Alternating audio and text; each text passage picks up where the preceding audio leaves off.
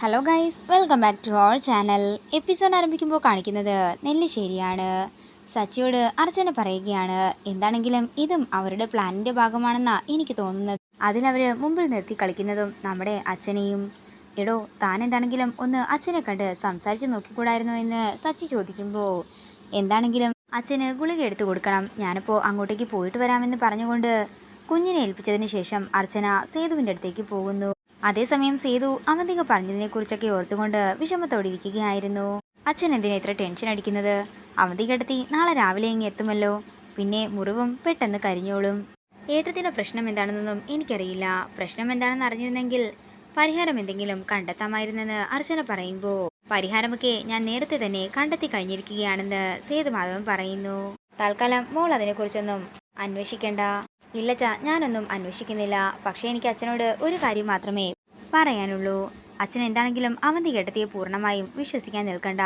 അതേപോലെ തന്നെ നന്ദേട്ടനെ തള്ളിക്കളയാനും നിൽക്കണ്ട. അത്രയും പറഞ്ഞുകൊണ്ട് അർച്ചന മുറിയിൽ നിന്നും പോവുകയാണ്.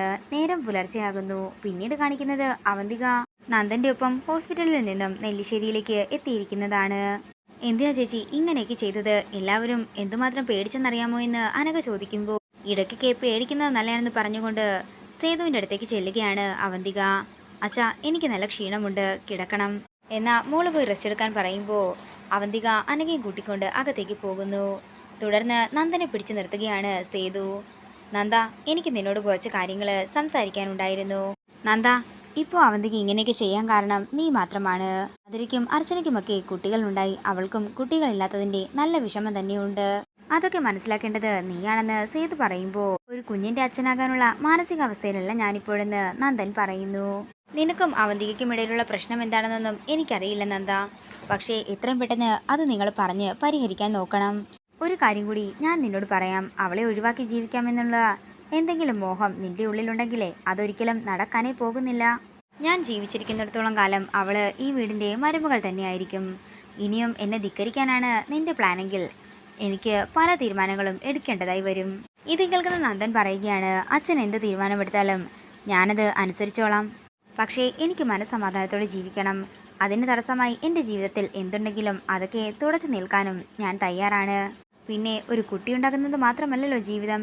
ജീവിച്ചിരിക്കുന്ന കാലത്തോളം സന്തോഷത്തോടെ ഇരിക്കണം. പിന്നെ അവസാന കാലത്ത് എനിക്ക് കർമ്മം ചെയ്യാൻ ഒരാൾ വേണം എന്നൊന്നും എനിക്കൊരു നിർബന്ധവുമില്ല. വല്ല കാശിയിലോ രാമേശ്വരത്തോ പോയി ജീവിച്ചിരിക്കുമ്പോൾ തന്നെ ഞാൻ എനിക്ക് വേണ്ടി പിണ്ടം സമർപ്പിച്ചോളാം. എനിക്ക് ഞാൻ തന്നെ ബലിയിട്ടാലും എൻ്റെ ആത്മാവിന് മോക്ഷം കിട്ടിക്കോളും. അത്രയും പറഞ്ഞുകൊണ്ട് നന്ദൻ അകത്തേക്ക് പോകുമ്പോൾ ഞെട്ടലോടെ നിൽക്കുകയാണ് സേതുമാധവൻ. പിന്നീട് കാണിക്കുന്നത് ഹോസ്പിറ്റലിൽ എത്തിയിരിക്കുന്ന അർച്ചനയും സച്ചിയുമാണ്. നമ്മുടെ